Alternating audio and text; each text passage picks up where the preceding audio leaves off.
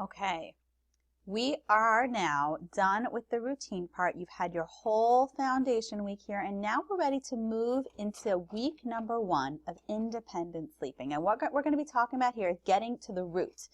And we're going to first talk about sleep dependencies, what they are, and what you can actually do to start sleeping through the night. Because you spent the whole first routine week just as a foundation, making sure that everything is set up properly with your baby's body. But now we want to get into the nitty-gritty of practically getting you all sleeping through the night. So let's get started with sleep dependencies.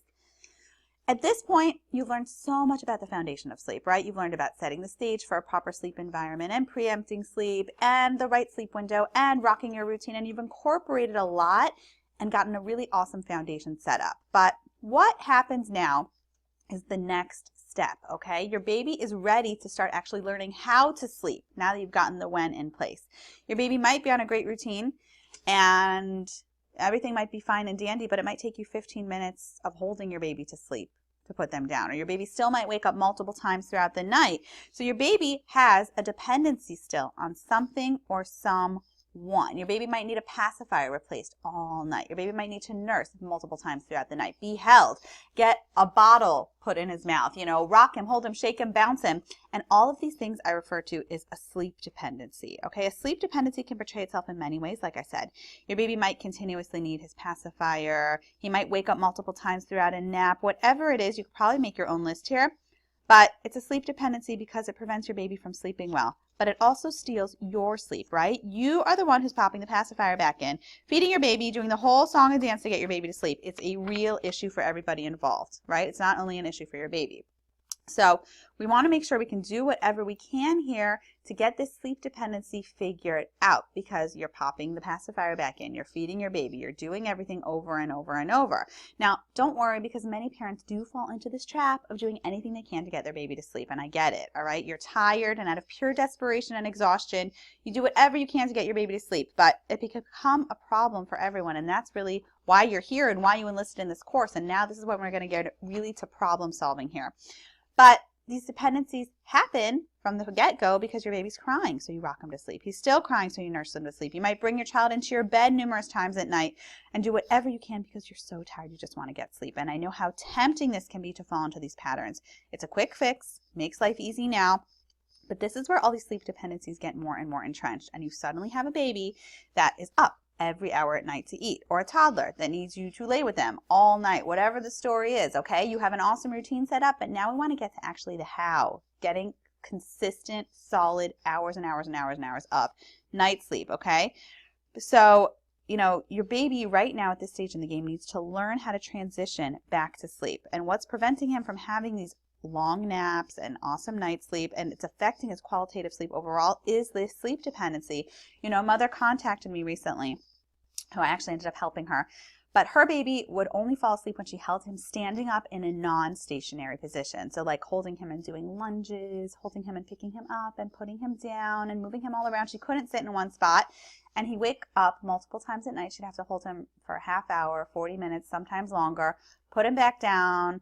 He'd fall back asleep half the time he wouldn't. She'd have to pick him back up, start the whole song and dance again. It was a merry-go-round of picking him up and putting him down and trying to get him to sleep all night, okay? So don't stress. We're going to discuss different ideas of how to get rid of this sleep dependency, but I want you to first understand all the ins and outs of why it's happening before tackling fixing it. So let's talk about why your baby is waking up and what the sleep dependency is and why it's affecting his sleep so drastically, okay? So babies have various sleep cycles and rhythms just like adults do. REM, non-REM, deeper sleep, lighter sleeps, and so on. And this very dramatically affects not only how your baby sleeps, but how he wakes up, okay? Which is where the real problems begin. So this is what's happening. Your baby has something called a sleep cycle. During the day, the sleep cycle is usually around the 30 to 50 minute mark. And as the nights progress, sleep cycles become longer and deeper depending on your baby's age, depending on his development. Now for this sleep cycle, let's say to fall asleep, baby falls asleep in scenario 1, being rocked to sleep in mother's arms. Baby then falls into a deep sleep, and as this 30 to 50 minute mark slowly approaches, he begins to complete his first sleep cycle. As he's about to transition to his next sleep cycle, he experiences something that's called a partial awakening. Okay, it's exactly what it sounds like.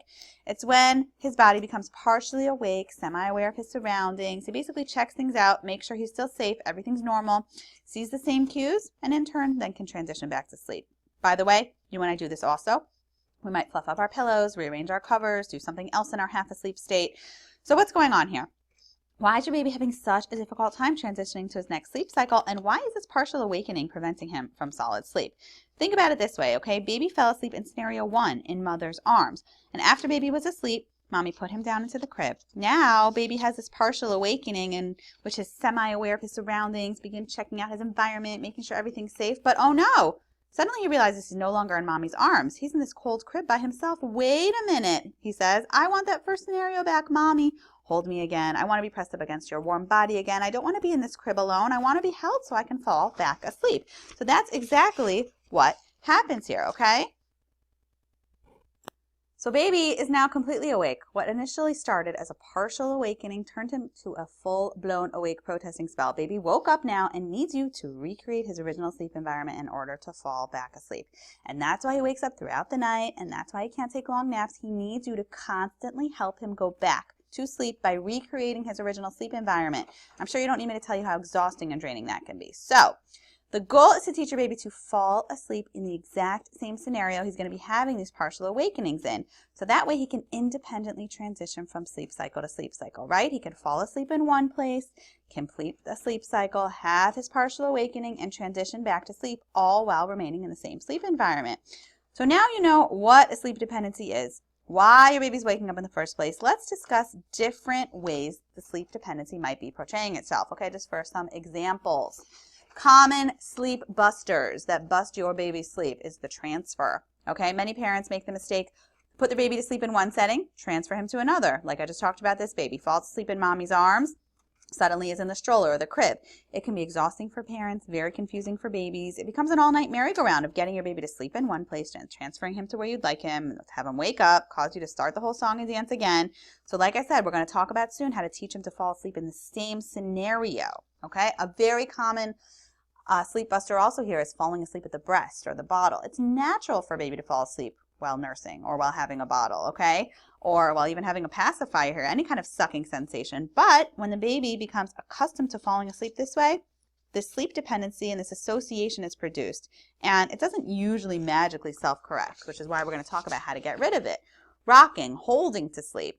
When you continually rock or hold your child, you might not realize that you're fostering this habit because he's unable, it seems like he's unable to naturally acquire these tools to sleep. But we're going to work on teaching him how to not be dependent on needing to be held, needing to be rocked all the time, or waking up for nighttime feedings, okay? Most babies, I will tell you, who are receiving the proper amount of nutrition and dietary intake during the day should be able to go well through the night, assuming they've slept, you know. But sleeping through the night is relative for each family. To some families, it means 7 p.m. to 7 a.m. Some families, it means, you know, waking up and having bottles or nursing sessions a few times. So it's a balance of figuring out what you feel your child is capable of, but also what your needs and wants are as the parent, okay?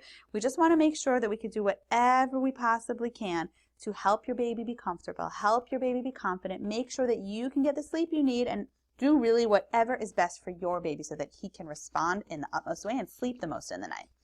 Now, something else that I put as a separate list here is the pacifier. Pacifiers are not the typical normal sleep dependency because sometimes they can work to our advantage. And that's why I wrote here pacifier, friend, or foe, okay? Pacifiers can really just go 50-50 depending on your baby.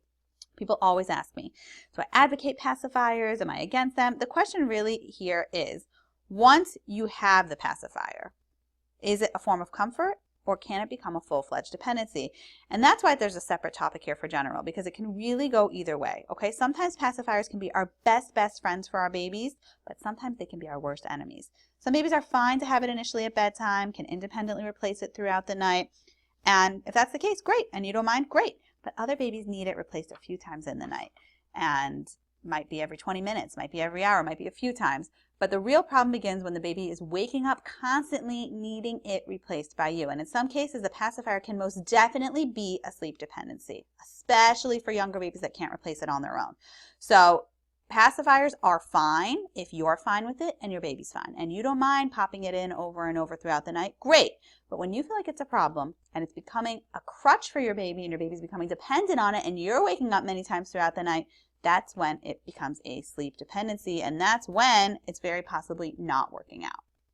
Okay, so I want you here to do another activity here, and I want you to write down what your baby's sleep dependency is. That should be pretty easy. If you're here now, you know why you're up at night. You know you're up all night. Rocking, holding, bouncing, shaking, sitting with your child, nursing, giving a pacifier, taking for drives in the car, holding upside down, whatever works. I want you to very much focus and hone in on what your child's sleep dependency is. Okay, now I talked about this a few minutes ago, but just to really sum it up, your baby's sleep dependency is what's keeping you up at night. All right, I'm sure you know that.